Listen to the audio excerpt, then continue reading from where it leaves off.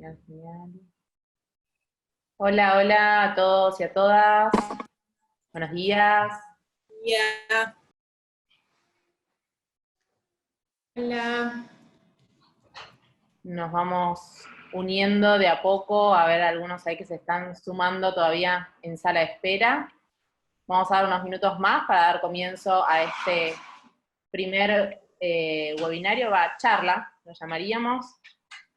Ahora les vamos a explicar un poco el formato. Hola a todos los que se suman. Vamos a pedirles, por favor, que no activen las cámaras y el micrófono, así tenemos una buena conexión. Así que, por el momento, no vamos a activar la cámara. Después veremos. Pero les vamos avisando para que después sí.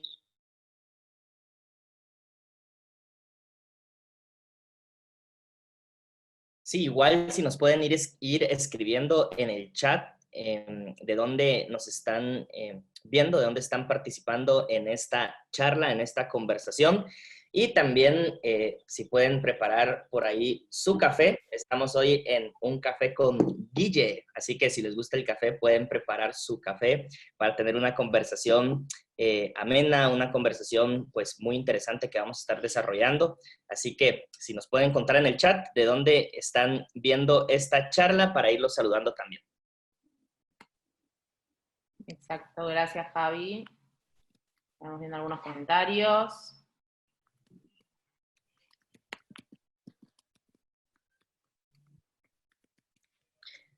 Nos escribe por aquí Taira Peña, desde Buenos Aires, Argentina, agradecida por esta invitación.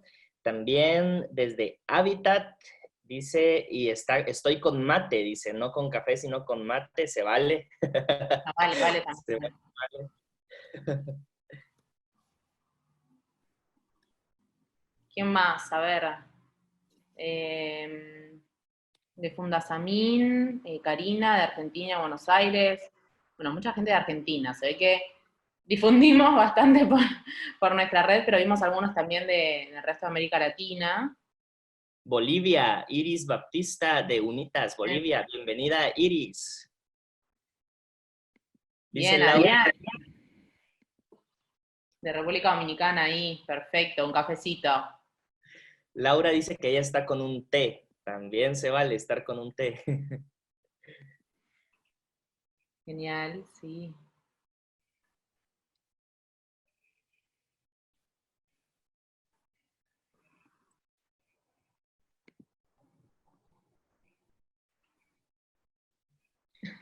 Guille, mira, esto es para vos. Cecilia Alex dice, somos fans de Guille en Argentina.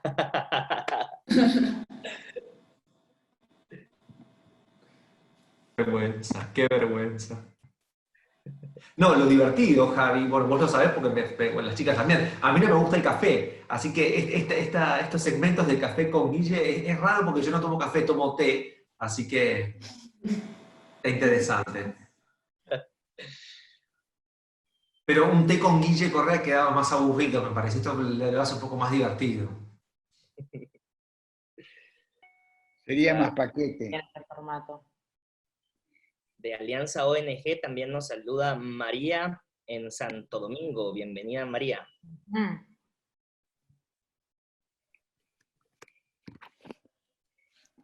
Bueno, creo que ahí estamos. Bueno, se está conectando un poco más de gente, pero no queremos ser tan impuntuales. Hay mucha información que Guille estuvo preparando para contarles hoy sobre el impacto de la pandemia en la cooperación internacional, así que no queremos demorar mucho más. Al final vamos a dar un espacio para preguntas y respuestas, muy libre, con cámara, con micrófono si quieren también, así que vayan pensándolas a medida que hagamos la presentación. Las pueden ir escribiendo en el chat también, nosotros vamos a tomar nota y luego al final vamos a ir haciendo un ping-pong de preguntas y respuestas. Así que durante la presentación pueden ir escribiéndonos en el chat, a todos o en privado también, algunas de las preguntas que se les van ocurriendo. Así que, bueno, si estamos todo ok, Guille, Vicky, Javi, damos comienzo entonces al primer ciclo de estos Un Café Con. En este caso nos toca Un Café con Guillermo Correa. Javi, si querés darle vos la presentación. Javi, estás silenciado.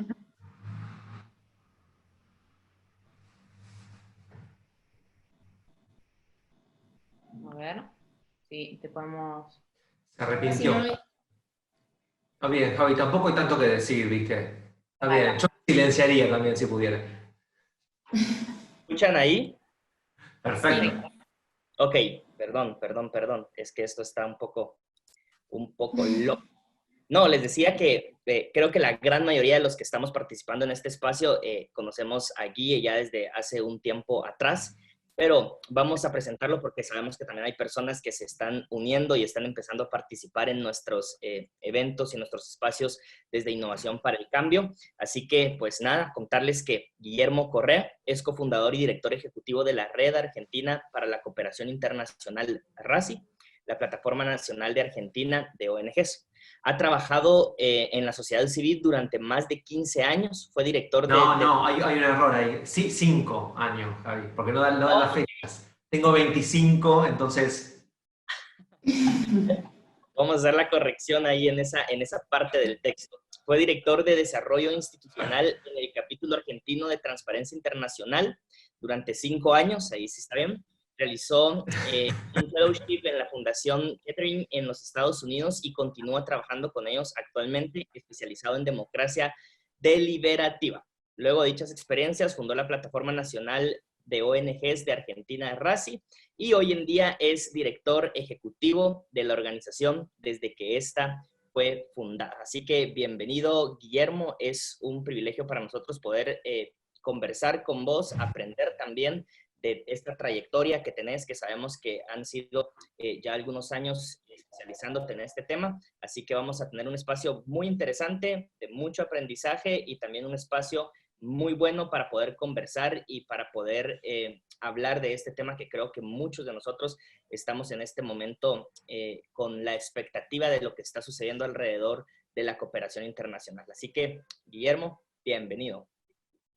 Nada, bueno, muchas gracias. La verdad que para mí una sorpresa que a ustedes les siga pareciendo interesante conversar conmigo, así que cada vez que me invitan a conversar me encanta que les parezca que puedo agregar algún tipo de valor o una reflexión. Ahí también veo saludos de colegas de Perú, de Ecuador, de Dominicana. Bueno, nada, una alegría también estar no solamente para Argentina, sino para la región. Así que gracias por la invitación y esperando que esto sea bastante... Cuando me invitaron les dije, me gusta que sea interactivo y dinámico, si no es un plomo para mí repetir cosas que ya sé y un plomo para la gente escuchar, así que nada, en la medida que podamos hacerlo más interactivo, me parece más entretenido para todos y para todas.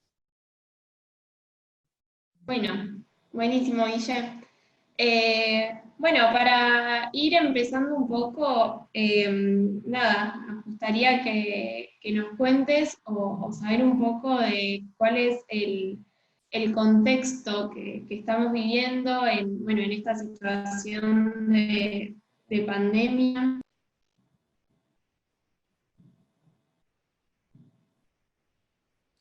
Bueno, gracias. Es una situación muy compleja. La realidad es que, en principio, mis primeras reacciones tienen que ver con esto. Me parece que hoy por hoy la humanidad y la complejidad de problemas que enfrentamos como humanidad requieren más que nunca, digamos, de una alta cooperación y una coordinación entre los países, que si bien, por un lado, es una moneda de dos caras. Por un lado, me parece que necesita de mucha coordinación por parte de los países y después necesita que esa coordinación se baje, digamos, o se operativice con respuestas locales. Me parece que hoy como nunca la humanidad está viendo problemas que tienen que ver con que ya no alcanza con la respuesta puntual de cada uno de los estados-nación o cada uno de los países, que se manifiesta con problemas que trascienden las fronteras, por así decirlo, ¿no? Me parece que el tema de las pandemias, hoy estamos viviendo el flagelo del COVID-19, pero ha habido muchos, digo, hay otros, está el ébola, quizás, bueno, el ébola afecta más a una región puntual o requiere de una coordinación más regional, en este caso de África subsahariana, pero digo, la humanidad últimamente, la posmodernidad ha visto, ¿no?, cómo las pandemias ponen en jaque o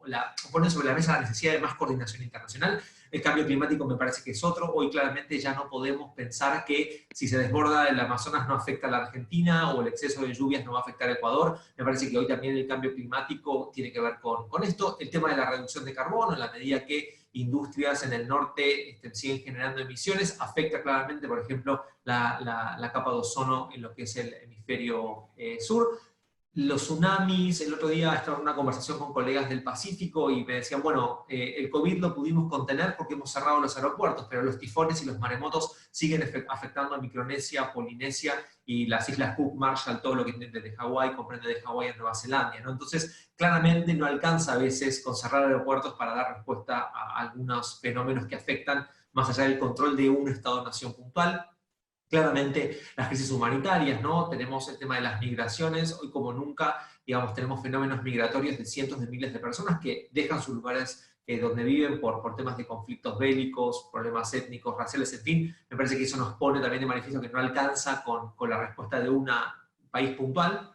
Los problemas económicos, nunca la economía estuvo tan interdependiente y dependemos unos de otros como en la actualidad. Claramente sí hay un efecto en una bolsa del sudeste asiático, sin duda repercute en América Latina y el Caribe también. Y bueno, y me parece que agregaría este quinto elemento, que es este concepto que me encanta, que es el de la infodemia. Me parece que hay como una especie de pandemia de información que tiene que ver con esto del fenómeno de las fake news, o el tema de que hoy es muy difícil verificar. Hay tanta información, hoy el problema no es quizás como hace 100 años la falta de información, sino que hay un sobreexceso de información, entonces por lo tanto es muy difícil seguir toda la información que hay, y el segundo desafío que tenemos es que dentro de esa gran masa de información, identificar qué información es la que realmente vale, no es fidedigna. Me parece que se ha querido confundir a la ciudadanía también con mucha información que no está chequeada, que no es real, y que lo que busca es crear más confusión a este sistema que está sobreinformado. Por otro lado, me parece que lo que tiene de diferente el COVID-19 respecto de otras enfermedades o pandemias que la humanidad viene sufriendo, tiene que ver con que este virus se vale de lo más fuerte que tiene la humanidad, que es, bueno, si hay algo positivo, si hay un aspecto positivo de la globalización, es esta capacidad de crear conexiones, ¿no? Y hoy tenemos la suerte de estar charlando con casi 30 países de América Latina y el Caribe en este conversatorio. Entonces, eso es lo positivo de la globalización, y bueno, me parece que este virus se monta sobre lo bueno de la globalización, que tiene que ver con que nos afectan los vínculos. Si nos ponemos a pensar cómo empezó esto, que era un italiano que estaba en Wuhan trabajando y volvió a Italia, entonces lo llevó en el avión. Me parece que lo que nos pone un poco y nos sorprende y nos golpea es que este tipo de enfermedad o esta pandemia se está valiendo de lo más fuerte de la globalización, que es esta capacidad de tener tantos vínculos, y por eso de repente se dio un efecto global muy rápidamente. Y un poco, bueno, Guille, también surgía como la duda de la globalización, es lo que genera la pandemia, lo que la viralizó tanto, ¿no? Esto de que las conexiones, que es algo tan positivo que tenemos en este contexto, después nos traiga algo tan negativo, como bien vos decías. Entonces creo que es algo como bastante para reflexionar, la globalización versus la pandemia, ¿no? Lo positivo y lo negativo, como haciendo este balance constante. Sí, discutir qué la generó, me parece, digo, en Argentina, para el resto de los colegas de la región, nos gustan mucho las teorías conspirativas, y de hecho se dice que, bueno, que si fueron los chinos contra los americanos, los norteamericanos contra los chinos, si fueron, no sé, digo, los rusos, no importa. Hay muchas teorías, Javi, vos que estás ahí por ahí, en Guate, es diferente, a que nos encanta leer ese tipo de artículos conspirativos. Digo, no quiero entrar en el debate si está creado, no sé, la sopa de murciélago o el pangolín, digo, me parece que no tiene sentido. Lo que claramente sí este virus se vale es en esa capacidad de crear conexiones, ¿no? Y se viralizó fuertemente por las altas conexiones que hoy existen en el mundo. Eso sin duda es así. Buenísimo.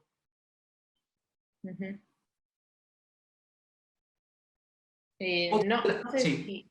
No, digo, no sé si íbamos un poco más también a lo que es el rol del Estado versus los organismos multilaterales. Habíamos conversado un poco antes cuando preparábamos también la presentación, y creo que cada uno tiene un rol distinto, y era menester, creo que, de esta conversación, que podamos diferenciarlos y plasmarlos y visualizar también a la gente los diferentes roles que tomaron todos los actores que trabajan en la cooperación internacional.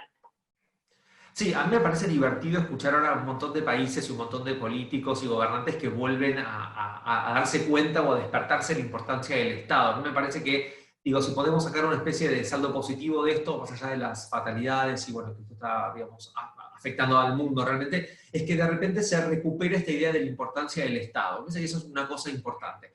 Por otro lado, otra cosa que me divierte mucho es, he escuchado a muchos detractores de Naciones Unidas durante mucho tiempo hablar de que Naciones Unidas no sirve, que hay que desmantelarla. Yo no soy un defensor de Naciones Unidas per se, pero creo que el mundo está un poco mejor. Digo, siempre hay que hacer este efecto contrafáctico de cómo estaría el mundo si Naciones Unidas no existiera. Y me parece que desde ese lugar, Naciones Unidas algo de valor agrega. Y digo, para los que no lo saben, la OMS es una agencia de Naciones Unidas y hoy me parece divertidísimo ver a algunos líderes mundiales, no quiero decir cuáles para no entrar en debate con América Latina, pero que generalmente son líderes que uno pensaría que no están tan a favor de estados más fortalecidos o estados de bienestar, que reivindican el rol de la OMS. Les aviso a todos y a todas, la OMS la Organización Mundial de la Salud es una agencia de Naciones Unidas y también me parece divertido ver cómo muchos que atacaban Naciones Unidas hoy toman lo que dice la OMS como si fuera una Biblia, ¿no? Que me parece divertido, digamos. Desde ese lugar por lo menos está bueno la recuperación de la importancia del rol del Estado y por otro lado también la importancia del multilateralismo. Yo creo que hoy, de vuelta, por el tipo de problemas que tenemos, no alcanza con cerrar las fronteras, aunque lamentablemente vemos que la forma de reaccionar de muchos países ha sido cerrar las fronteras como uno de los mecanismos de control, al menos de estas cuarentenas. La cuarentena pensemos que está creada en el siglo XIII, ¿no? Fue creada en el siglo XIII en Europa. Digo, es un mecanismo antiguo, más o menos eficaz, tampoco quiero entrar en los debates si cuarentena no, pero por lo pronto genera el cierre de fronteras. Yo creo que hoy, digo, está bien que cada estado reaccione como pueda, pero de vuelta, me parece que más que nunca es importante el rol de la coordinación y el multilateralismo, ¿no? Pero, Guille, vos ves como que hay una vuelta, un regreso al multilateralismo, porque, digamos, se da esto que vos decías, del auge y la importancia de los organismos internacionales, pero también se da un refuerzo del Estado, esto que vos decías, de que el Estado vuelve a cobrar importancia. Claro, yo creo que hay que entender qué es lo que, digo, a ver, esto va a depender de cómo cada gobierno interprete o utilice esta necesidad. Por ahí hay más demanda pública, ¿no? De que el Estado esté presente con políticas de salud gratuitas, para todos, inclusivas. A mí me parece que el riesgo está cuando los gobiernos toman al Estado, ¿no? Digo, el Estado es, digamos, es esta instancia que hemos creado como humanidad, como seres humanos en la democracia, para dar respuesta o abordaje a los problemas que son de todos, a lo común, ¿no? Desde ese Estado, desde ese lugar, digo, hablo de Estado. El problema es cuando los gobiernos utilizan la coyuntura para decir, bueno, concentramos poder, nos olvidamos de la división de poderes y abusamos de esto, ¿no? Eso sí me parece que en algunos países se está viendo, el tema del control sobre excesivo, la sobrepresencia del Estado, que puede traer algunos riesgos, por lo menos en el corto plazo. Digo, de vuelta, más allá uno también uno podría criticar un montón de cosas del multilateralismo, me parece que es importante, me parece que la coordinación de algunas políticas macro de salud y económicas son importantes, y esto se está manifestando según región de diferente manera. Me parece que algunos estados están aprovechando esto para exacerbar el nacionalismo, para demostrar que tienen la fortaleza propia para poder responder solos, y yo creo que eso es una opinión personal, digamos, es un error, digamos. Yo creo que de vuelta es importante aplicar políticas a nivel nacional, por supuesto, pero es un error alejarse del mundo. Bueno, vemos, ahí elegimos fotos, digamos, interesantes, algunos países queriendo no pagar más su cuota parte a la OMS, la Organización Mundial de la Salud, por criticar a la OMS que no ha respondido bien, y me parece algo súper interesante ver cómo aquellos países que tienen líderes mujeres han podido controlar las curvas de pandemia, los contagios y la cantidad de muertes, ¿no? Hay varios estudios que ya hablan de países como Noruega, Nueva Zelanda, aquellos países que tienen primeras ministras mujeres que han podido responder de manera mucho mejor que lo hacemos los hombres. Me parece un dato también interesante de por lo menos del fenómeno que estamos viviendo.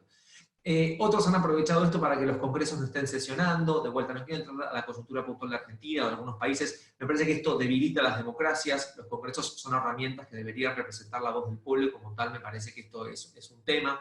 Me parece también esto, ¿no? Que algunos estados aprovechan para aumentar el control sobre los individuos. Esto me parece que nunca está bueno.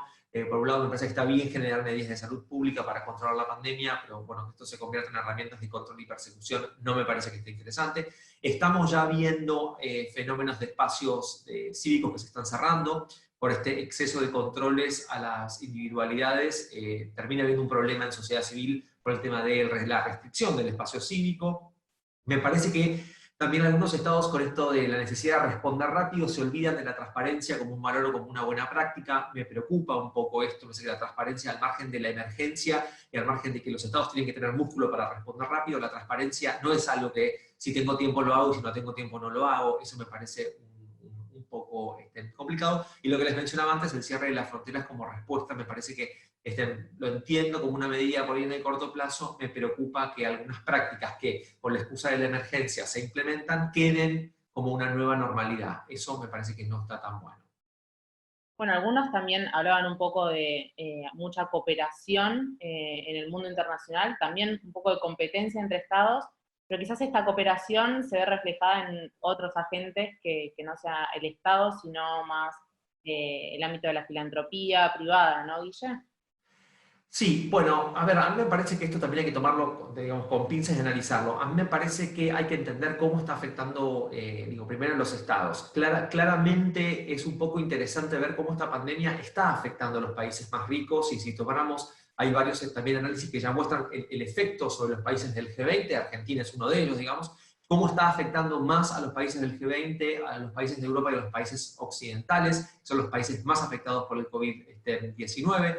Por otro lado, me parece que también pone de manifiesto que este tipo de pandemias afecta mucho más a aquellos que son vulnerables, a aquellos que no están preparados, a aquellos que no tienen respaldos por sus derechos laborales vulnerados, porque no acceden a sistemas de salud. Me parece que también como humanidad nos pone frente al desafío de por qué estas cosas siguen pasando, ¿no? Y cómo, en vez de pensar que deberíamos proteger más a los vulnerables, siempre terminan pagando más los vulnerables que aquellos que tenemos posibilidades diferenciadas. Otra de las cosas que me parece por ahí paradójicas es que, y lo dijo el ex primer ministro italiano hace poco, el mundo se está argentinizando. Los argentinos felices porque nuestro ego se ensancha, pero lamentablemente, Javi, no se estaría argentinizando el mundo en lo positivo, sino en lo negativo, que tiene que ver con bueno, Argentina tiene un problemita de amor-odio con esto de generar deudas externas, inflación y emisión monetaria, y obviamente estamos viendo como muchos países del mundo, para dar frente a la pandemia, están generando paquetes de salvaje económico que nos va a llevar a una inflación global y al aumento de las deudas externas, de las deudas públicas, ¿no? Lo que llamamos deuda pública a nivel global, muy interesante, que también es algo para estar siguiendo. Y otra de las cosas que también ya me están preocupando es que en esta gran, digamos, normas o estos paquetes de salvataje económico, la sociedad civil no aparece como uno de los sectores a los que hay que preparar en el salvataje, ¿no? Aparece el sistema financiero, aparecen algunas industrias, la automotriz, algunas fábricas, ¿no? Como un modelo más de economía más antiguo, pero nadie habla de que deberíamos preparar paquetes para también solventar a la sociedad civil, que cumple un rol súper importante en estos momentos. Estamos también viendo a nivel global cómo, si no fuera por muchas ONGs, el Estado no llegaría y el Estado no podría dar respuesta al COVID, como a otros temas, pero específicamente al COVID, y me preocupa que ningún gobierno esté pensando cómo en este paquete de cosas pensar también en cómo se puede ayudar a la sociedad civil global y regional. Uh-huh.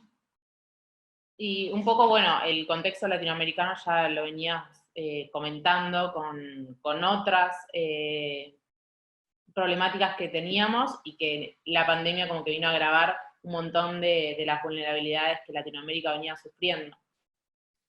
Sí, digo, a mí me gusta mirar el mundo siempre, me parece que hoy por hoy no podemos estar desconectados del mundo, pero bueno, sin duda tengo una debilidad por ahí y me gustaría charlar un poquito más a lo que nos convoca hoy, que tiene que ver con cómo impacta a América Latina y al Caribe, ¿no? Me parece que esto encuentra las regiones en diferentes lugares. El sudeste asiático respondió de una manera, África de otra, Europa de otra. ¿Cómo responde América Latina? Nos encontraba América Latina en un momento quizás no de bonanza como la década anterior, sino un momento digamos, de baja en lo que tiene que ver con el crecimiento de los productos brutos internos. América Latina estaba en un momento, quizás no en su mejor momento de expansión en términos de la economía. Sin duda, no nos olvidemos que América Latina y el Caribe sigue siendo la región más inequitativa del mundo. No repito esto como un disco roto, pero no tenemos que perder de vista esto, ¿no? Somos la región más inequitativa del mundo, y esto de vuelta nos pone sobre la mesa y nos enfrenta al desafío de la pobreza, los problemas de empleo, la vulnerabilidad y la inequidad que la región tiene. Otra cosa que también hemos escuchado mucho quizás en los medios de comunicación, pero que me parece importante es, bueno, quizás algunos que tenemos la posibilidad de tener cosas en nuestra heladera, en nuestro refrigerador, comida, podemos enfrentar estas cuarentenas de una manera. Aquellos que no tienen la posibilidad y que viven día a día con el sustento que generan en el día a día de su actividad económica, de sus intercambios, lo viven de otra. Entonces quizás es mucho más confortable para la clase media quedarse en casa, porque puede hacer pedidos online del supermercado. Esto pone de manifiesto que hay sectores que no lo pueden hacer. Entonces volvemos a poner como en el frente de batalla, ¿no? De si esto fuera, lo podemos comparar con un conflicto bélico, mandamos a las minorías adelante para que sean las primeras que mueren. Me parece que esto, como humanidad, es algo que nos debería poner la piel, digamos, poner mal, no movilizar, cómo seguimos haciendo lo mismo de exponer a sectores más vulnerables, me parece que es importante. Otra cosa y otra cara es que en la medida que estamos todos encerrados en nuestras casas, cómo el efecto de la violencia doméstica aumenta, ¿no? Me parece que no debemos perder. América Latina creo que de a poquito empieza a tomar conciencia de la importancia de los temas de la equidad de género y demás. No olvidarnos que la violencia de género, al menos en el caso de Argentina, desconozco, Javi, cómo es en Centroamérica, pero en Argentina sigue mostrando números que son aterradores. Me parece que no hay que quitar de la agenda el tema de cómo la contracara de estar todos encerrados en casa, digo, al margen de que uno se tiene que, digamos, adaptar, quizás trabajar desde casa, con los desafíos que eso tiene, con la familia, etcétera, como en otros hogares pone y aumenta y pone el índice en el tema de la violencia doméstica. Por un lado vemos a los estados respondiendo, pero de esta manera, ¿no? Redireccionando todos los fondos a temas de salud específicamente para combatir el COVID. No digo que esté mal, pero no es el único problema que la región enfrenta el COVID. Me parece que había otras agendas que están dejándose de lado por la respuesta al COVID, y esto me preocupa otra vez qué va a pasar con sociedad civil a nivel más extendido, aquellas que no trabajamos, la RACI no trabaja salud, por ejemplo, esto me pone un poco mal. Y la otra cosa que también me parece interesante es que ahora todo tiene que ser virtual, y yo estoy a favor, porque ustedes son todos millennials y mucho más jóvenes que yo, y creen que todo se puede hacer digital. Yo creo que las herramientas tecnológicas son importantes y nos permiten sostener quizás procesos, pero no reemplazan lo presencial. Y me parece que también hay otro mito, y que es que todos tenemos buena accesibilidad a Internet, de que todos tenemos manejo de las herramientas digitales, y creo que es injusto hacer esa generalización. En el caso de Argentina, yo vivo en un barrio de clase media, digamos, y mi conexión a Internet es horrible, y yo tengo la posibilidad de pagar un buen plan de Internet, y de casualidad aún no se me ha caído Internet, que es algo que me pasa seguido. Entonces me parece que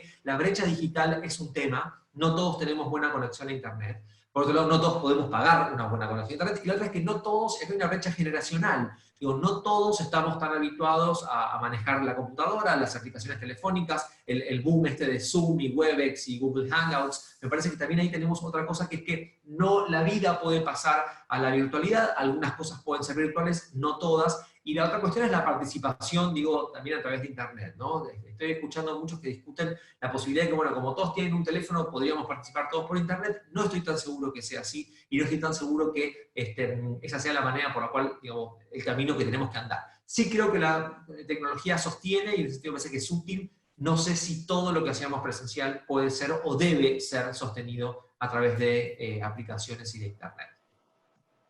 Solo quisiera agregar en esa parte, Guille, que precisamente nosotros, bueno, la organización a la que yo pertenezco, precisamente trabajamos prevención de violencia, y si ya bien es cierto, desde hace unos años atrás ha sido complicadísimo el tema de la cooperación internacional en esta área específicamente, hoy vemos que los efectos del COVID precisamente pegan en el tema de violencia. Como lo decías, al igual que en Argentina, en Guatemala, no digamos, los índices de violencia doméstica específicamente se han incrementado. Sin embargo, no encontramos ningún programa de la cooperación, digamos, en ninguna de sus ramas que nos permita acceder a fondos para que nosotros podamos continuar trabajando específicamente en estos temas específicos. Y luego vamos con algunas instituciones de gobierno que, digamos, se encargan de ver el tema de la prevención de la violencia, el tema de violencia específicamente, y ellos también están absorbidos por el gobierno para atender la crisis específicamente, pero la crisis de salud. O sea, el personal está construyendo hospitales, está ayudando en la logística, en la organización de los hospitales, y no están atendiendo este problema específicamente de la violencia. Y si nos ponemos a pensar en otras problemáticas, nos vamos a dar cuenta que la atención está específicamente en el tema sanitario, en el tema de salud, y muy poco se está haciendo por las otras áreas. Vos mencionabas tecnología, o sea, ¿cuántos fondos realmente se pueden acceder actualmente para poder, qué sé yo, capacitar, empoderar a la gente, a las personas en el tema del uso de la tecnología? ¿O cuántos fondos se están destinando para poder hacer que la tecnología pueda penetrar a las comunidades en donde no ha habido? Entonces, digamos, es preocupante en este sentido el hecho de que hay muy poco financiamiento para las otras temáticas que al final, o sea, se derivan de la problemática del COVID que estamos viviendo. A ver, hay un par de explicaciones de qué está pasando con la sociedad civil y qué pasa con la cooperación y con la reacción de los donantes. Yo creo que me podría adelantar a decirte que yo creo que a la cooperación internacional y a los donantes este COVID también los impactó. Yo creo que nadie en la humanidad estaba preparado para esto. Creo que al principio incluso se subestimó el efecto de esto. Y creo que los donantes, y esto también lo digo como apreciación personal, venimos teniendo muchas conversaciones con los donantes, yo creo que no saben qué hacer. Entonces han dicho, bueno, vamos a crear fondos para dar, digamos, batalla al COVID, porque están presionados por la opinión. Ah, mira qué bien, bueno, buenísimo, podemos empezar a hablar de esto. Porque tienen que dar un poco respuesta, porque hay mucha opinión pública que está presionando para que la comunidad internacional y los donantes hagan algo. Yo creo que no saben qué hacer. Entonces, acá hay dos cosas. Una cosa es actuar y otra cosa es saber cómo actuar. Yo creo que están actuando, porque de hecho ahora les voy a compartir algunos números que encontré que me parecen interesantes. El tema es que no estoy tan seguro de que estén haciendo las cosas bien. Entonces, si puedo, déjame, lo de antes me parece piola, me parece que tiene que ver también con la pregunta que me decía antes Clary, de cómo está respondiendo la filantropía. A mí me parece que por un lado hay que analizar qué va a pasar con la ayuda oficial al desarrollo. Por un lado, la ayuda oficial al desarrollo está atada a los productos brutos de los países. Es decir, que si las economías de los países se reducen, el porcentual que va a ir a cooperación se va a reducir. Esto ya lo sabemos. Hay estudios de la OCDE que salieron la semana pasada que nos dicen que el porcentaje de cooperación global se va a reducir porque las economías, al desacelerarse, esto hace que las economías crezcan menos y que el porcentual que va a cooperación se achique. Por otro lado, hay que ver el rol de la filantropía, digamos. Es verdad que la filantropía está reaccionando con más fondos, esto es verdad. Podemos ver, por lo menos en el caso de Argentina y en el caso de Estados Unidos, es muy común ver cómo las celebridades, actores, cantantes, las estrellas de Hollywood y demás, están haciendo iniciativas para donar $1 millón. La pregunta es, ¿qué están esos millones de dólares que es verdad que están, no es mentira, a dónde van y cómo? Esto me parece interesante. Y otra cosa es que está habiendo mucho evento de recaudación virtual. Vemos muchas actividades que están también generando fondos, pero todo estaría yendo a salud y todo estaría yendo a encontrar la vacuna, que yo no digo que no sea importante, por favor, no quiero que después me digan que yo dije eso. El problema es qué hacemos con todo lo demás que la sociedad civil venía sosteniendo, ¿no? Aparte, de vuelta, pensemos en que no toda la sociedad civil hace investigación científica de salud. Entonces, ¿qué pasa? Están, digamos, enfocando todos los fondos a ponerle, digamos, mucha energía a eso, y ¿qué pasa con las demás actividades que se venían haciendo y sosteniendo? Entonces, me parece interesante ahí, digo, también poder pensar en cómo está reaccionando en general, digamos, el mundo de la cooperación internacional, por un lado los fondos públicos y por otro lado los fondos de filantropía, y en esto ver también que hay acciones mutuas, en donde también se puede ver que algunas celebridades están tratando de generar fondos para agencias de Naciones Unidas, o para UNICEF, o para ONU Mujeres y demás, como un fenómeno. Lo que me preocupa es que todos estos fenómenos aparecen ante la emergencia del problema, ¿no? Me preocupa un poco qué va a pasar post-COVID-19, es decir, generalmente la gente tiene, estudios dicen que la gente tiene más tendencia a donar cuando hay una emergencia o un problema, y que una vez que esa emergencia sale de la agenda o los medios la dejan de cubrir o parece como contenida, la intención de las personas a donar o movilizarse disminuye. Sería interesante ver si podríamos hacer que esas tendencias de la gente a estar más sensible, podríamos sostenerle el tiempo para que sea más preventiva que de reacción. Hoy vemos una filantropía que reacciona porque hay un problema. A mí me gustaría ver una filantropía más sostenida en el tiempo, que es preventiva y que se adelanta a que los problemas sucedan. Bueno, acá veíamos también algunos ejemplos que habíamos seleccionado, y también esto de las respuestas que salieron a hacer los organismos multilaterales o fundaciones filantrópicas, y encontramos algunas plataformas como la del BID, ¿no? Bueno, la plataforma de la OCDE y demás que nos parecían importantes mencionarlas también en relación a lo que venías comentando, Guille. Sí, es para destacar esto. La realidad es que ha habido respuesta de los países y de los organismos multilaterales, la OECD, digo, la CEGIB, el Banco Mundial, el BID, están respondiendo con herramientas, y la filantropía está también respondiendo. Digo, después podemos ver, digo, cómo, ¿no? O analizar si está bien o mal, pero hay respuesta. Se han creado muchísimos fondos nuevos. Bueno, ahí hay algunos ejemplos de Bill and Melinda Gates Foundation, la Rockefeller Foundation. Hay un montón. De hecho, estuvimos haciendo un monitoreo. Hay una plataforma muy interesante que está en tiempo real, como la plataforma de la Johns Hopkins University está midiendo en tiempo real la cantidad de contagios. Bueno, hay una plataforma creada por un organismo de cooperación que mide en tiempo real la cantidad de donaciones, y ahora creo que la próxima Filmina les pusimos el número para que vean cuántos fondos nuevos se han generado, y es interesante, ¿no? Digo, 15.7 trillones de dólares en 4 meses para temas de COVID. ¿Cómo se está aplicando estos fondos? Principalmente la mayoría de estos fondos se están aplicando a través de los estados para generar paquetes de ayuda económica, y a través de los estados para generar acceso más público o más inclusivo a la salud.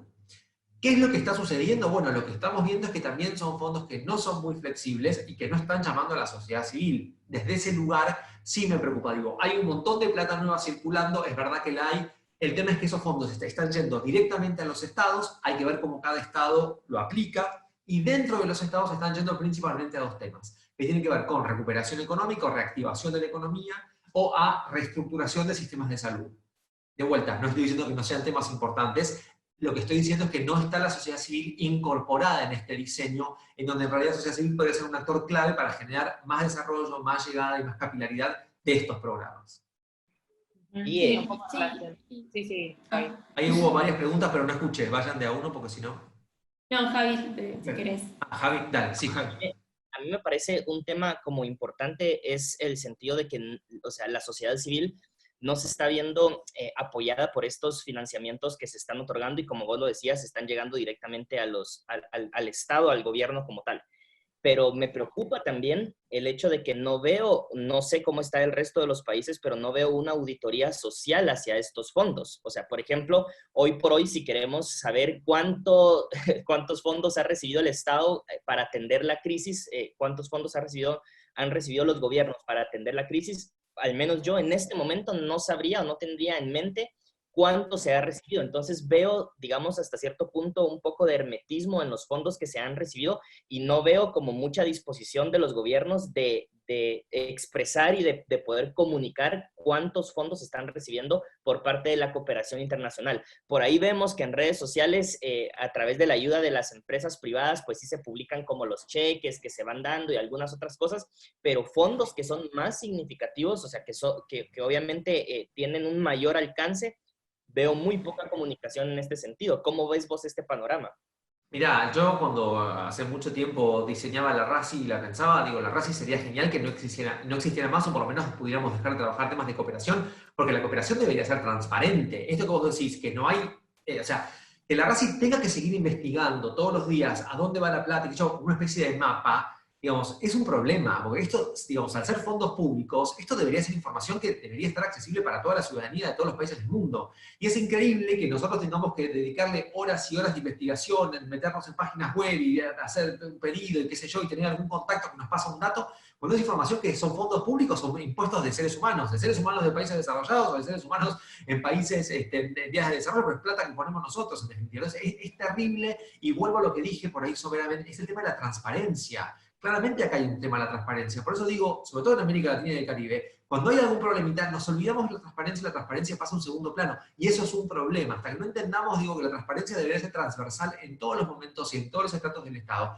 es un problema. Porque vos en Guate deberías poder ver cuánto recibió el gobierno guatemalteco para aplicarlo a temas de salud o de economía, lo mismo en Argentina, o en Bolivia, o en el Perú, o en el Ecuador. Entonces, esto es un problema. A mí me parece que en algún punto, digo, la cooperación hace mucho tiempo se dio unos principios que, de vuelta, yo parezco un disco roto repitiendo esto, que son los principios de la Declaración de París, que nos ponen un poco de vuelta en algo que se inventó hace 15 años, pero que es importante, ¿no? Que tiene que ver con esto, que son los 5 principios de la Declaración de París para que la cooperación funcione mejor, que es la transparencia, la eficacia, la legitimidad, la rendición de cuentas y la sostenibilidad de las acciones. A mí me parece que esto es clave y que la cooperación tiene que volver a esto, porque de vuelta, yo consigo información de qué pasa en Argentina no a través del gobierno argentino, y no digo de este gobierno, de ninguno. Yo trabajo hace 20 años en sociedad civil, ningún gobierno nos da la información.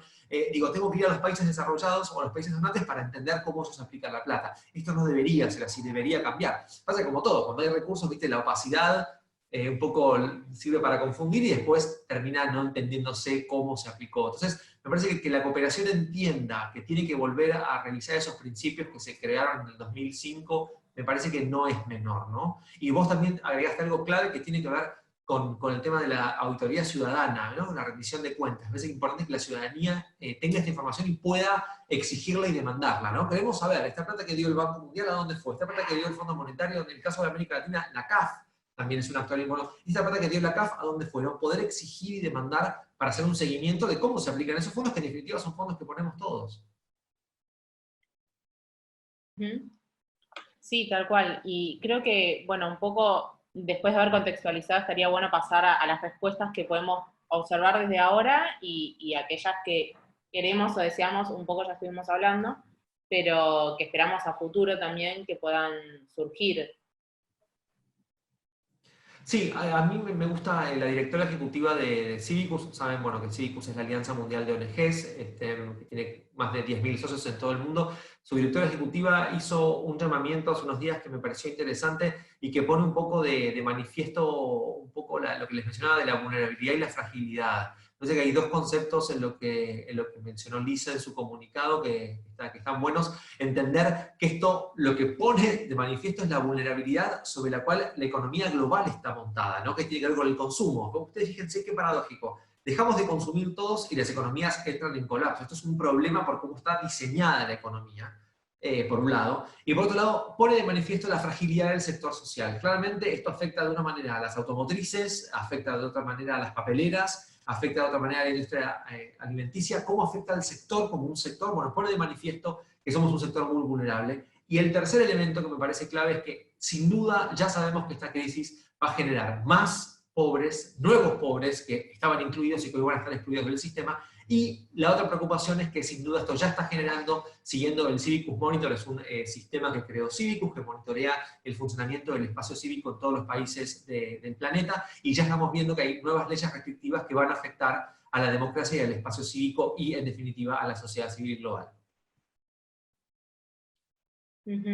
Y Guille, también nos decías, bueno, acá ponemos este ejemplo de Civicus, pero también hubo muchas iniciativas de aunar fuerzas en lo que es la sociedad civil para plantear a gobiernos o a entidades internacionales en las que se pudiese hacer más incidencia, ¿no? En conjunto. Me parece que esto es un punto como bastante clave a rescatar. Sí, me parece que es como el lado positivo, ¿no? Por ahí veníamos describiendo un poco la realidad que es un poco dura. Me parece que una de las respuestas que vemos son muchas iniciativas globales generadas o en África o en Europa del Este o en Asia que se convierten en globales. Este es un ejemplo donde RACI fue firmante, es un petitorio, digamos, que se elevó a Naciones Unidas, en donde, bueno, con la excusa, ¿no?, de dar respuesta al COVID, no violemos derechos humanos, me parece un principio súper importante. Y me parece que se ve como respuesta la solidaridad de la sociedad civil regional, mundial, dentro de los países. Se ven iniciativas nuevas. Me parece que eso también, en esta descripción de la realidad, es una, no olvidarnos que la sociedad civil está activa, no está dormida y está muy conectada, ¿no? Que podría habernos encontrado en otro momento, pero nos encuentra en un momento de altos lazos entre organizaciones. Esto me parece que es algo a poner sobre la mesa, a rescatar y a resaltar, porque es un valor. Digo, la sociedad civil no tiene otra cosa que capital social, ¿no? Nosotros no tenemos riqueza, la RACI, digo, no tiene fondos. Lo que tenemos es esto, la posibilidad de llegar a un colega en Perú, a un colega en Costa Rica, poder conectarnos con un colega o una colega en África, en el sudeste asiático. Eso es un valor, el capital social, la capacidad que nos da la globalización, esta posibilidad de crear redes y conexiones y a su vez dar una respuesta colectiva. Este petitorio tuvo más de 600 firmas de ONGs muy importantes y ONGs también más pequeñas. Me parece que esto habla del valor del sector y qué valor podemos agregar como sociedad civil, local, regional y global. Sí, del sector y bueno, y también de los ciudadanos en sí. Creo que traspasó ya la frontera de las organizaciones y un poco el monitoreo ciudadano se volvió algo de cosa de todos los días para todos los individuos. Pero también tenemos un poco la contracara, ¿no? Me parece, de este aunar fuerzas en conjunto. No sé si querías mostrarnos como algunos... Sí, me parece que por un lado estamos nosotros como organizaciones de causa, que somos las que operamos en territorio, y qué están haciendo los donantes. Me parece que es esto, digo, yo soy bastante, trabajo con donantes y también soy crítico, pero críticos para ayudarnos a mejorar.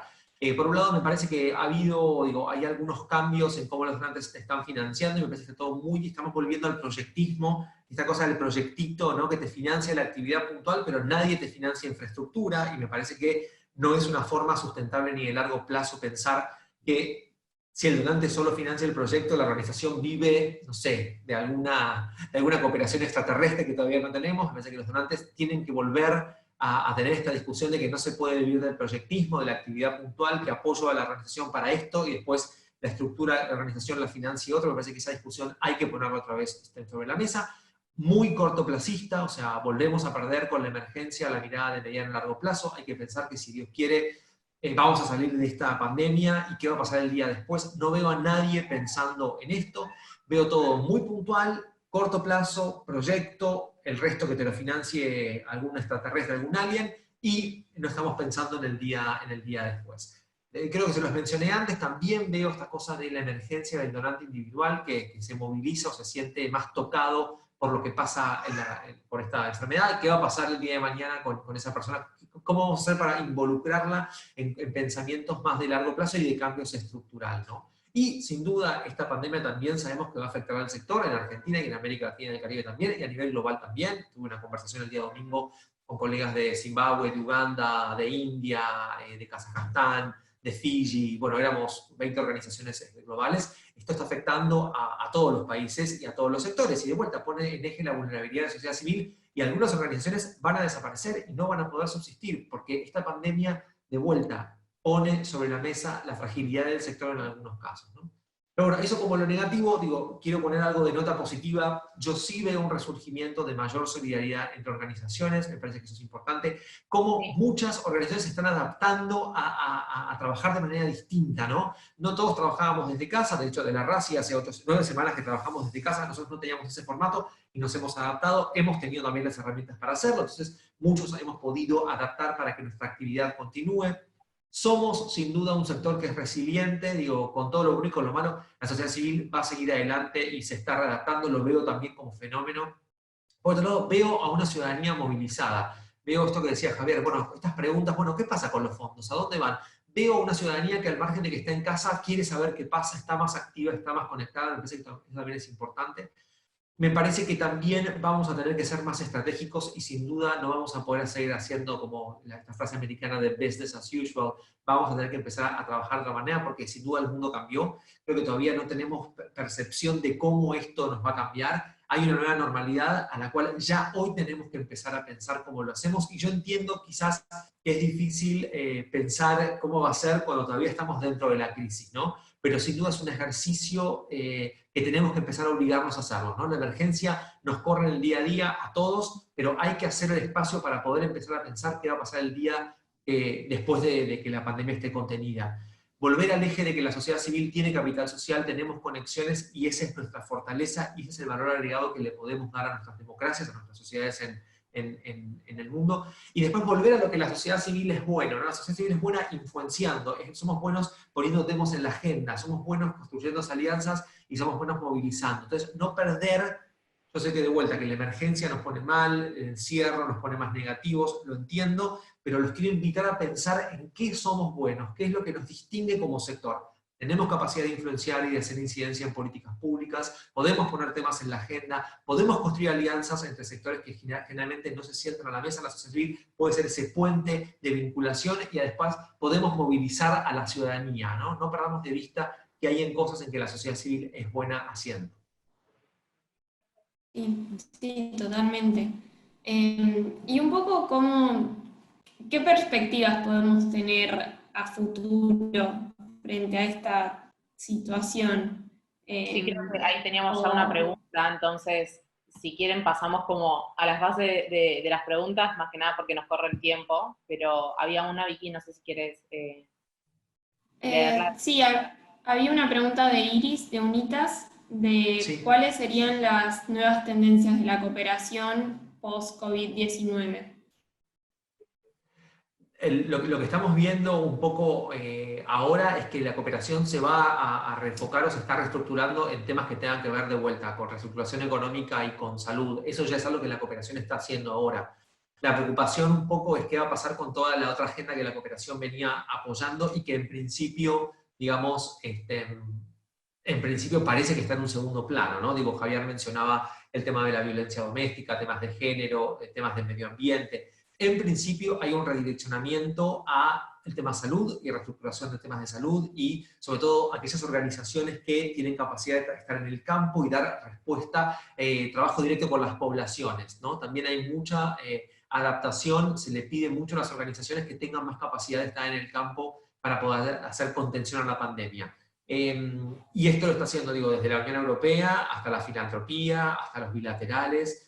Y sin duda también, digo, el dato no es alentador, pero el dato del año pasado mostraba de la OECD que la cooperación había aumentado. Ya se sabe que el porcentual de cooperación en general global, al margen del tema, se va a achicar. y que sin duda siempre lo que va a los estados es un poco más y lo que va a sociedad, incluso sociedad civil, es todavía un poco menos. Así que yo me prepararía para un escenario en donde la cooperación se va a contraer nuevamente para la región, no solamente para América Latina y el Caribe, sino que para todo el mundo, porque además la otra cosa, que es el fenómeno que les mencioné al principio un poco haciendo un chiste, es que los países que tradicionalmente estaban bien, ya no están bien, por dos motivos, porque tienen problemas de pandemia internos que tienen que contener, y por otro lado porque han generado mucha emisión monetaria y paquetes de salvataje que los va a meter en un problema de deuda. O sea, los países que no tenían deuda, hoy ya tienen deuda, hablo de los países desarrollados del norte. Entonces, claramente va a haber una necesidad de esos países de volver a mirar hacia adentro. Entonces, por eso me parece clave que como sociedad civil no perdamos de vista el tema y demandemos que al margen de que hay una pandemia, hay un montón de agenda muy importante que se venía haciendo en la región y en el mundo que no puede quedar desfinanciada.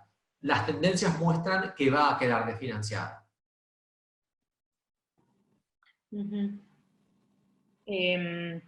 Bueno, no sé si tenemos alguna otra pregunta del público. Bueno, otros, Paz decía que tal cual, que el apoyo a proyectos específicos en estos momentos nos complica mucho en este contexto que estamos viviendo. Y a ver, acá yo tengo una pregunta que me hacen al privado, sé que no se animaron hacia todos, pero es un poco, bueno, ¿cuál es, más allá del rol que está teniendo la ciudadanía en estos momentos así de control o de mirar si se está haciendo bien o no, bueno, ¿qué acciones más en concreto podemos pensar desde la ciudadanía como para prevenir un post-pandemia que sea más trágico que el de la pandemia? A mí me parece que están surgiendo varias campañas y me parece que en este sentido, digo, estar pendiente a lo que hacen otros países es interesante. Hay muchas campañas que están surgiendo, yo les mencionaba hace un rato, campañas que por ahí surgen en Corea del Sur o campañas de Tailandia que uno hoy tiene la posibilidad de sumarse, aquellos que estamos un poco más, digamos, conectados con el mundo. Me parece que poder hacer esto de la solidaridad digamos, a nivel global, me parece que es interesante. A mí me parece que todo lo que tiene que ver con demanda a los estados de mayor información, de mayor acceso a la información, de mayor transparencia, son cosas que no hay que dejar de hacer, ¿no? Digo, todas esas agendas que vienen trabajando más en cambios estructurales no hay que dejarlas de lado. Es cómo articular las agendas de corto plazo con las agendas más de cambio estructural. Y creo que ahí es donde vamos a tener que volver a pensarnos de otra manera, ¿no? Nosotros, por lo menos para el caso de RACI, estamos trabajando en hacer un diagnóstico. Nosotros tenemos un estudio que hacemos todos los años, que se llama Perspectiva Cívica, y que ahora este año hemos adaptado a, Perspectiva Cívica frente al impacto del COVID, en donde lo que hacemos es preguntarle a líderes, a personas vinculadas con sociedad civil, algunas preguntas para tener un diagnóstico concreto, digamos, de voces que vienen de la ciudadanía específicamente, y poder elevar. Y por otro lado, estamos también en una iniciativa que hemos iniciado en la Argentina con varias organizaciones también, de elevar un petitorio. En el caso del gobierno argentino, les puedo dar el caso que se conozco, pero creo que en otros países también sucedió, para volver a la pregunta de la colega de UNITAS. En Argentina, el gobierno preparó un paquete de salvataje económico para algunos sectores de la economía muy específicos, estaban las pequeñas y medianas empresas, en fin, algunos sectores. Y ahora hemos elevado un documento al gobierno argentino, hemos tenido ya una reunión con el ministro de Desarrollo Social de la Nación. En Argentina el Ministerio de Desarrollo Social se ocupa de justamente los temas vinculados a los sectores más vulnerables, etcétera. Hemos hecho un petitorio para que el gobierno nos incorpore en este paquete de beneficios que tiene que ver con desde temas de derecho laboral, cargas impositivas, incentivos fiscales, y hemos hecho un pedido entonces a nivel al presidente.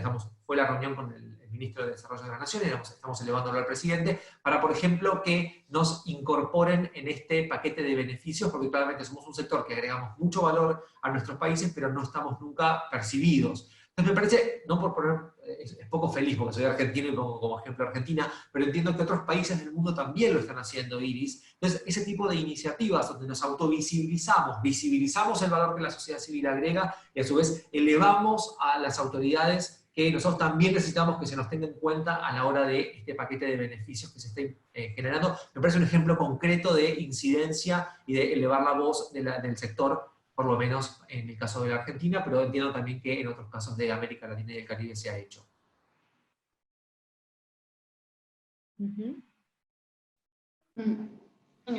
Yo tengo un montón de ventanitas que se me están abriendo. Yo no sé si la gente me está preguntando a mí, o ustedes ven lo que la gente me pregunta.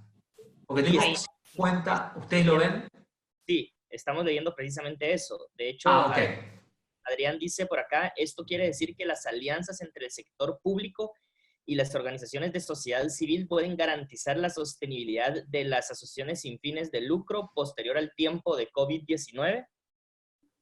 Yo creo que tenemos que tener en la región una discusión que en otras partes del mundo se ha tenido hace mucho. Digo, en los países escandinavos o en Australia y Nueva Zelanda, el 80 o 90% de los fondos que sostienen al sector vienen de fondos públicos, y en esos países no hay ningún problema ni de conflicto de intereses, ni de amiguismo, ni de paternalismo. El Estado, como tal, entiende que cuando genera partidas, hay una partida que va al Ministerio de Salud, una partida que va al Ministerio de Educación, y una partida que va a la sociedad civil, porque se identifica a la sociedad civil como que agrega valor. Me parece que en América Latina y Caribe tenemos que poner esta discusión sobre la mesa, de que el Estado, cuando, de vuelta, el presupuesto nacional viene de nuestros impuestos, ¿no? Entonces, vuelvo a esta idea que tal vez en el norte es más común, esta idea del pagador de impuestos. En América Latina tenemos que identificar que todos pagamos impuestos y que con el presupuesto se distribuye o se discute, el sector social, como agrega valor, debería también recibir un sustento por parte del Estado, y al margen de quién sea, digo, la diferencia entre Estado y gobierno acá, ¿no? Al margen de qué gobierno esté, de qué color, de qué partido, el Estado debería garantizar el sustento del sector. Creo que es un momento donde tenemos que volver a poner esta discusión sobre la mesa, e insisto, hay países que la han tenido hace décadas y es una discusión saldada. Nadie discute que ONGs noruegas o suecas tienen el 95% de su presupuesto que viene del Estado, y nadie discute que esas ONGs son un poco transparentes o son amigas del gobierno de turno. Me parece que tenemos que poder hacer como ese cambio madurativo también en el discurso, y también en el lugar en que la sociedad civil se planta frente a los estados, para poder generar una maduración y una maduración colectiva de crecimiento del sector público y del sector de la sociedad civil.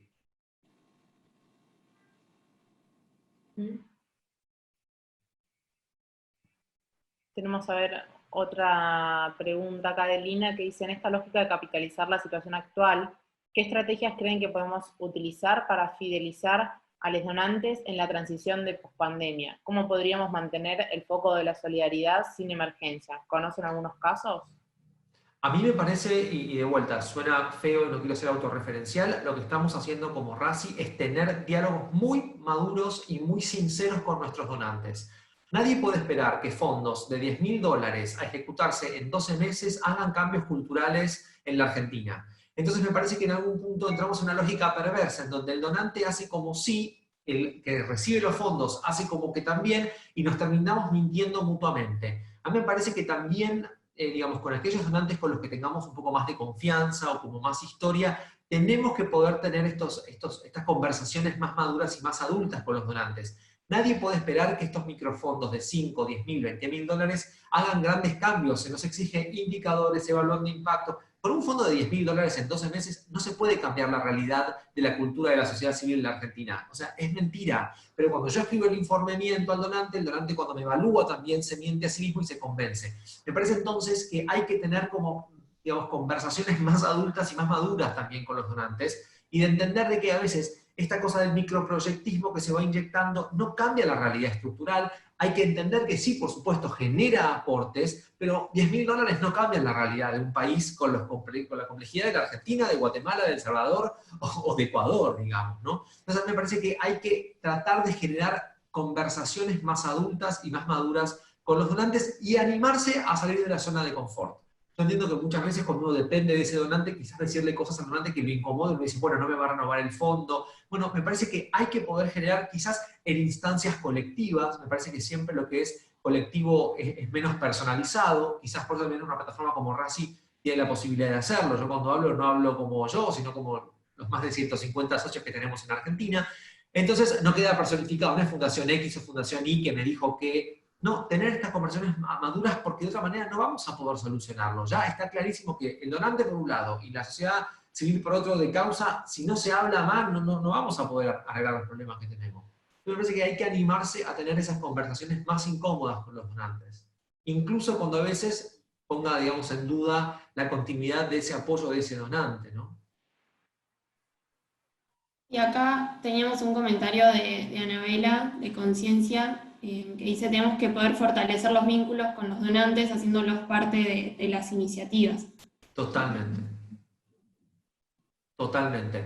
Digo, hay que romper con esta mirada de que el donante apoya, digamos, nos da la plata y se va y lo vemos a fin de año en la entrega de la evaluación final, ¿no? Me parece que hay que cambiar esa dinámica de trabajo donde al donante hay que incorporarlo, digamos, en lo que puede ser en la implementación del proyecto. El donante nos puede dar feedback, nos puede dar know-how, nos puede dar contactos, nos puede dar a su vez otro donante. Hay que tratar de acercarlo para sensibilizarlo también, ¿no? El donante no está obligado a conocer todas las temáticas que financia, y me parece que en la medida que lo incorporamos más y lo hacemos que conozcan más la realidad de la organización, es una forma también de incorporarlo y que sea parte de la solución y no parte del problema. Ya más o menos estamos en hora, pero si quieren tomamos las dos últimas preguntas, ¿les parece?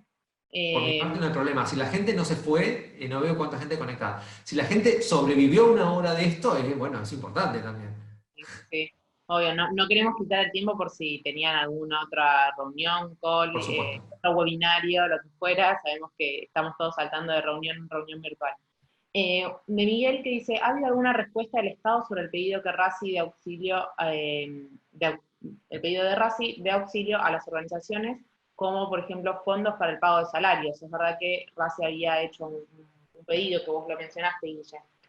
Sí, hubo una reunión la semana pasada que les comentaba, Racing participó, donde se le elevó al Ministro de Desarrollo de la Nación este pedido, digamos, de que fuéramos incorporados, y el ministro se comprometió a elevárselo, tener una reunión con el Gabinete Económico y Social, creo, y se comprometió a elevárselo.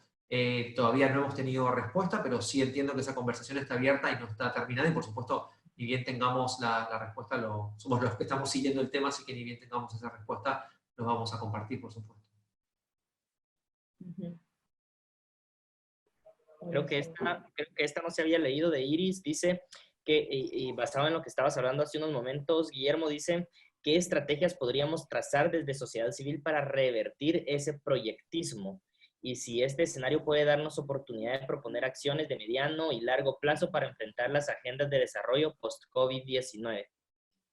Bueno, yo creo en las alianzas, obviamente, creo en la cooperación, y creo que el trabajo en red es una forma de dar respuesta. Y me parecería que, como todas estas crisis nos ponen frente a esto de o por tu crisis, ¿no? De oportunidad y crisis. Quizás pensar en diseñar una alianza, una campaña regional para conversar con todos los donantes que están activos en América Latina y el Caribe, haciendo como un decálogo desde RACI, lo que hicimos también, que eso lo podemos compartir, y si estás interesada, corregime, Clary, está todo en nuestro Facebook, ¿no? La carta abierta que hicimos a donantes la pusimos en las redes sociales, ¿verdad?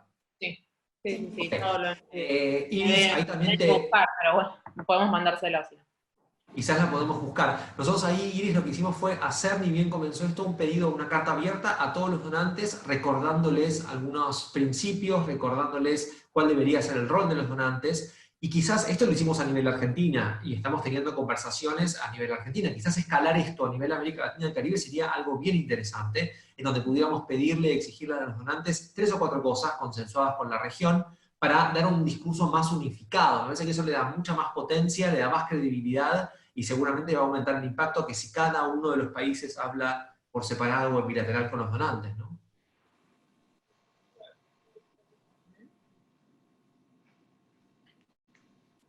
Y teníamos, creo que la última pregunta es una pregunta de Carolina Massa, que pregunta, ¿no sería buen momento para que RACI promueva un proyecto colectivo para presentar a la Unión Europea? Bueno, la Unión Europea abrió su convocatoria, así que vamos a estar compartiéndolo en un rato, creo. Sí, podría ser, podemos generar el espacio, digamos, para poder pensarlo. En la medida, como siempre, que hay digamos, solicitudes de nuestros miembros, podemos generar el espacio para esa conversación, y también a nivel regional, por supuesto, sí. Tomamos nota. Bueno, si les parece, ya están dando ahí muchas gracias, nos comentan, gracias por la presentación, el documento. Esto está siendo grabado, así que lo vamos a subir al canal de YouTube, que tenemos desde el Hub de América Latina y el Caribe, para que puedan tener ahí, bueno, toda la información que estuvimos dando, también la presentación grabada, para que se la puedan compartir a quienes no pudieron presenciarla. ¿Les parece que hagamos una foto final? A mí me gustaría que prendamos las cámaras y que se vean, ¿no? Voy a dejar de presentar, así podemos ver todas las camaritas. Si les parece. Así que, bueno, arréglense todo. va la foto. Voy a tener que hacer 2 fotos porque tenemos varios en línea, así que, a ver, voy a tratar de hacer lo más grande posible esto. Bueno, saco a la primera pantalla, así que sonrían en 3, 2, 1 todos.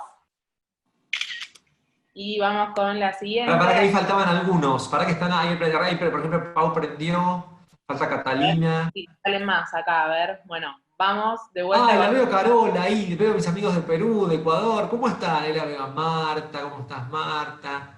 Ahí va, Está Masa. Los vuelvo a veo. hacer. Porque antes veía tu presentación, claro, y no veía a la gente, ahora veo a la gente. Ahí tenés a todos los que estuvieron participando, que estuvieron escuchando, y ya, así que, bueno, esperemos buenísimo. que Y les que están haya- despiertos, que es una cosa increíble. Muy bien. horario del mediodía, por lo menos para nosotros, con hambre también, así que, pero bueno, con café en mano, seguro. Bueno, gracias por haber participado de este espacio. Vamos a seguir teniendo más conversatorios de un café con otros invitados de nuestro Centro Regional de Innovación, así que esperamos verlos ahí. Vamos a estar comunicándoles cuando vayan a hacer. Vicky, Javi, si hay algo más que se me esté pasando, que quieran decir. Gracias, Guille, también por haber participado de este espacio. No, gracias a ustedes por la invitación, por mi parte. La verdad que, como siempre digo, yo me entretuve, a mí se me pasó la hora. Espero que la gente también, y nada, a disposición siempre para por lo menos reflexionar entre todos y ver cómo entre todos encontramos una solución a esta pandemia, ¿no? Solamente recordarles, Clary, que van a seguir teniendo comunicación de nuestra parte. Vamos a estar enviando un formulario para que lo puedan llenar. Nos ayuda mucho a poder mejorar estos espacios virtuales que hemos estado diseñando. Así que, nada, muchísimas gracias por haber participado. Exacto. La encuesta de participación, les juro que es muy breve, son 5 preguntas y de participación del webinario, así que no es tan extensa para que después tengamos feedback para los próximos webinarios que hagamos. Así que bueno. Muchas gracias a todos por Gracias. participar. Y bueno, Gracias. nos veremos la próxima. Gracias a todos y todas. Gracias. Gracias, Guillermo. Gracias a No, todos. ustedes. Saludos. Gracias. Gracias, Elisa. Saludos. Gracias por estar. Gracias a todos. Chao, Guille. Un placer, gracias, Caro. Carola, te quiero. Gusto verte, Carola. Oye, Sí. sí, de igual Chao. manera. Olivia ahí.